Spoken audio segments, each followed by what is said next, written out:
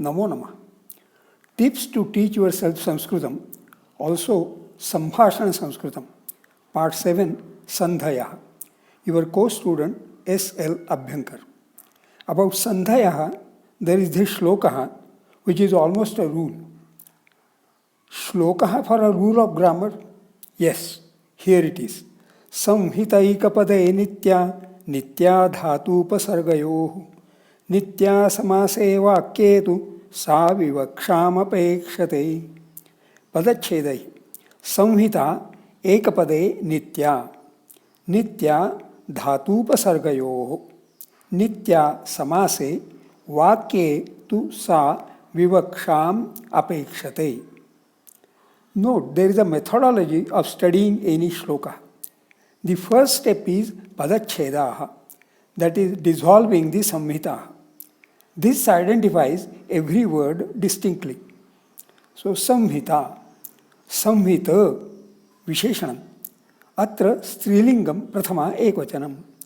Note, samhita is the grammatical synonym of sandhi, coalescence of adjunct sounds or adjunct sound elements. Actually, samhita is pratipadikam, being takridantaha of dhatuhu sam plus dha. Note, dha, dudhain, dharana poshana yoho, to wear, to obey, to bear, to support, to nourish, to protect, juhotyadi. Tritiganiya ubhayapadi, sakarmaka. Sandha, to bear together. Sandhihi is from dhatuhu sam plus dhi, where dhi dharane, to hold, to possess, to become. Tudadihi, shashthaganiya parasmaipadi, sakarmaka. By that, sandhi means holding together. Obviously, samhita is a synonym of sandhi. Ekapade, when becoming one word. Nitya, nitya always, visheshanam. Atra strilingam prathama ekvachanam. Dhatupasargayoho, of the two, dhatuhu and upasargaha. Note, dhatupasargayoho is shashthi dvivachanam. Samase, in a compound.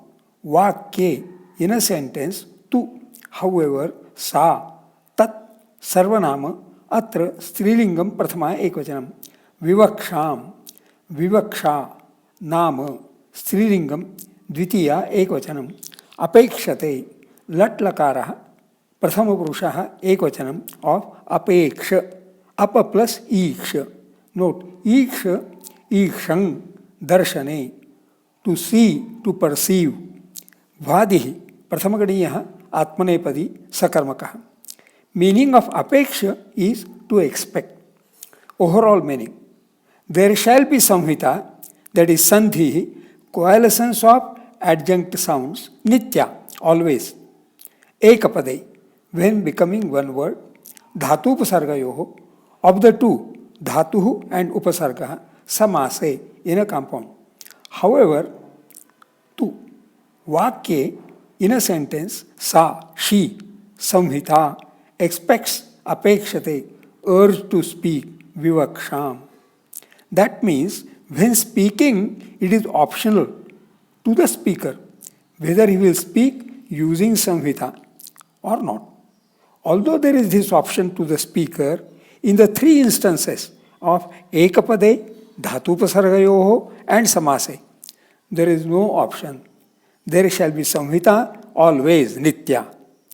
Note, the poet has personified samhita as a lady who expects apekshate of the speaker, vivaksham, and urge to speak, whether he will speak using samhita, but without samhita, whether he will speak using samhita, but without such option of urge in the three instances of ekapade, dhatupasargayoho and samase.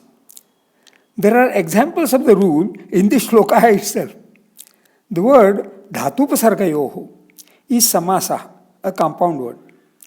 There is an instance of samhita, dhatu plus upasarga. Being a samasa, samhita is mandatory. It is done. Dhatu upasargayoho. Note, tu plus u equal to u, dhatu. The word apekshate is an instance of dhatu plus upasarga. Apa plus ikshate. Samhita is mandatory. It is done. Apekshate. A simple example of samhita ekapade when becoming one word, nitya, is the word kashchit, kaha plus chit. You cannot separate these two, kaha plus chit. You have to always say kashchit, nitya, ekapade, because kashchit is ekam padam. The first word of the shloka, samhitaikapade, has samhita of samhita plus ekapade. This samhita is not mandatory because samhitaikapade is not an instance of ekapadam.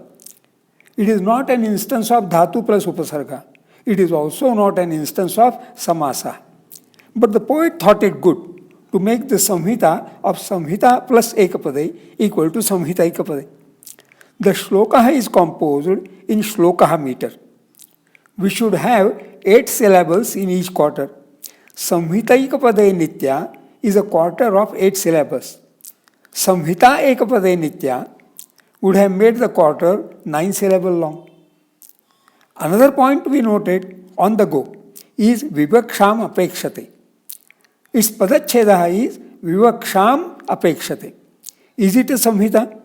In as much as vivaksham apekshate makes two words, vivaksham and apekshate, distinct, it is good to regard it as padacheda with the coalesced sound m, made up of m plus a. Note, m belongs to vivaksham and a belongs to apekshate. Actually, there does not become any big noticeable difference in the pronunciations of vivaksham apekshate and vivaksham apekshate. But the two writings, vivaksham apekshate and vivaksham apekshate, are certainly different. May one write it as vivaksham apekshate with anuswaraha on ksha. Sanskrit grammar prohibits the use of anuswaraha if the consonant m is followed by any vowel. The vowel merges into m and results into a wholesome syllable. That syllable must be written.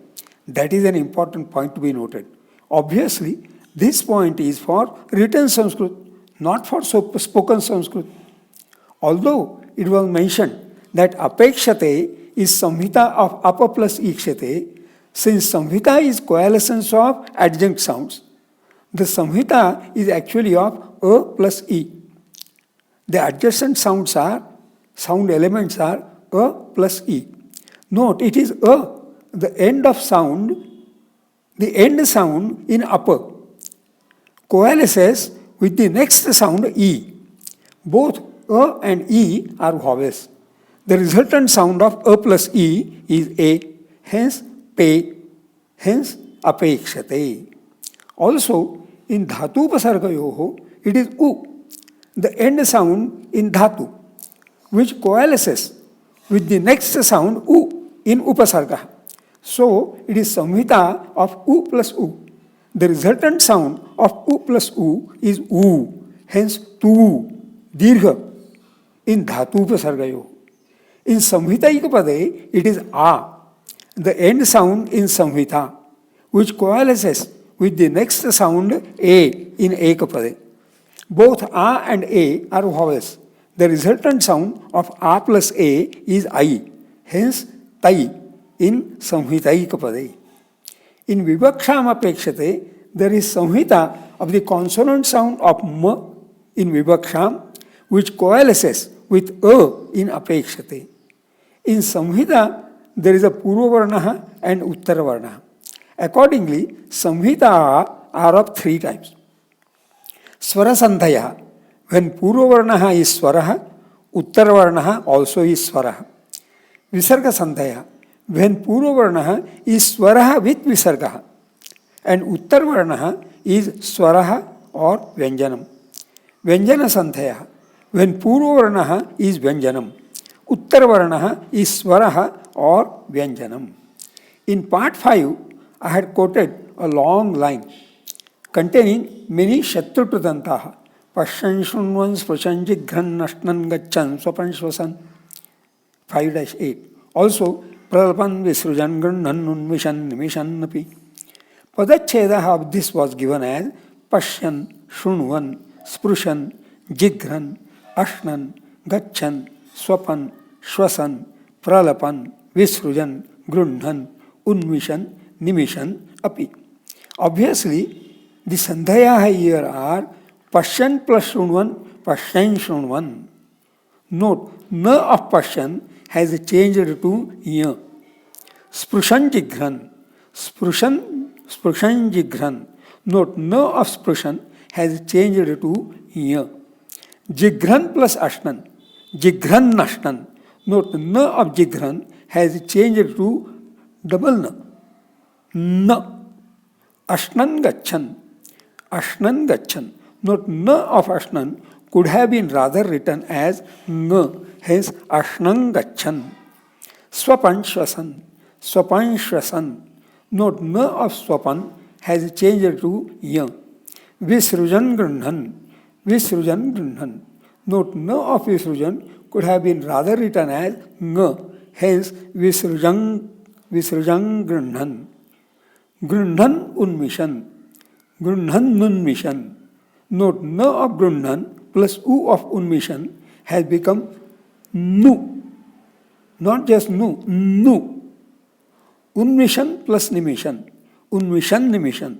Note, Na of Unmishan plus Ni of Nimishan has become Ni. This could have been dissolved as Unmishan plus Emission. But emission is not a word in Sanskrit. Nimishan plus api, nimishan api. Note, Na of nimishan plus A of api has become double Na. In 3, 7 and 9, 3 Jigran plus Ashnan, 7 Grundhan plus Unmishan, 9 Nimishan plus api. The pattern is that if Na is preceded by a short vowel and is followed by any vowel, Na gets doubled. Doubling of the nasal also happens in the case of Ng and Na, but not Y and Ma. There are 5 nasals: Na, Ng, Na, Y, Ma. But doubling happens only in the case of Na, Ng, Na, not in the case of Y or Ma. Doing Padacheda starts with identifying the spots where 2 adjacent sounds have coalesced. Doing Padacheda is then dissolving the coalescences. But as explained in number 8, one has to be knowledgeable of words in Sanskrit, especially in the Subantaha. For example, in item number 8, it was mentioned that Unmishan plus Nimishan could have been dissolved also as Unmishan plus Emission. But emission is not a word in Sanskrit. So, it was not dissolved as Unmishan plus emission. It was dissolved as Unmishan plus Nimishan. So, one has to be knowledgeable of words in Sanskrit to be able to do proper Padacheda. In 1, 2, 4 and 6, the pattern is that Purva Varna Na changes to the nasal of the class of consonants depending upon the place of the mouth from where the consonant following Na emanates. In 1 and 2, Na changes to Ya because Sh of Shunvan and Z of Jigran emanate from the palate. Ya is the nasal of the class of palatal talavya consonants emanating from the palate. In 4 and 6, Na changes to or should change to Ya, not Ya, Nga, because Na is followed by G, which emanates from the throat. Nga is the nasal of the class of Kanthya consonants emanating from the throat. The rules for Swara Sandhya, Visarga Sandhya and Vyanjana Sandhya have been discussed in detail in as many as 12 videos of my playlist, of the playlist of my channel, https://youtube.com/playlist ?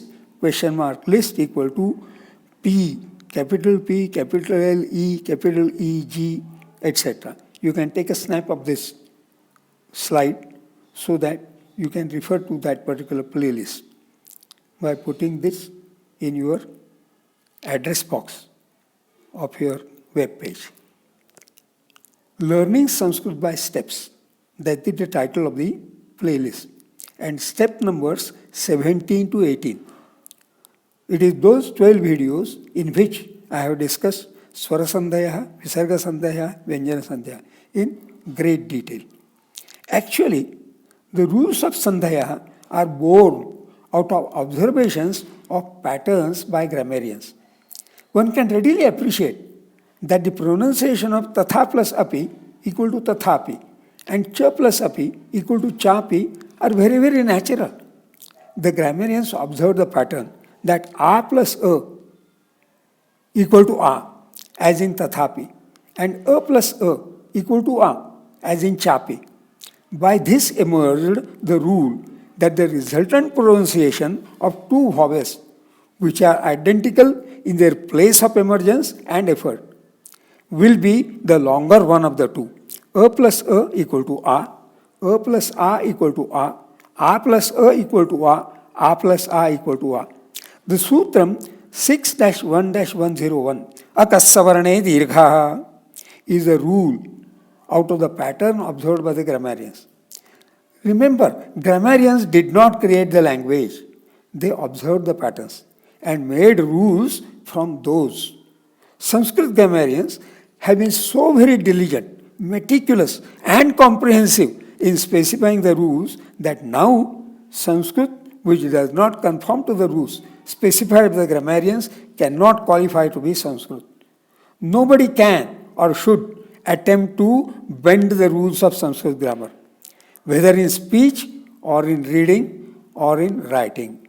This does not mean that Sanskrit cannot grow and adapt itself to the technological or scientific advancements.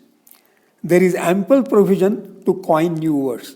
Yet, whatever new words may be coined, they also can and must conform to the rules of grammar. Prakashanalika equal to tube light. Light, prakasha. Tube, nalika. Prakashanalika, tube light. Sukshma darshakam, microscope, are just a couple of examples of things which one may not come across in Sanskrit literature, but these could be valid Sanskrit words. I think the concept of compound words, samasaha, is a great concept in that context. We shall have some introductory preview of samasaha next. Shubhamastu.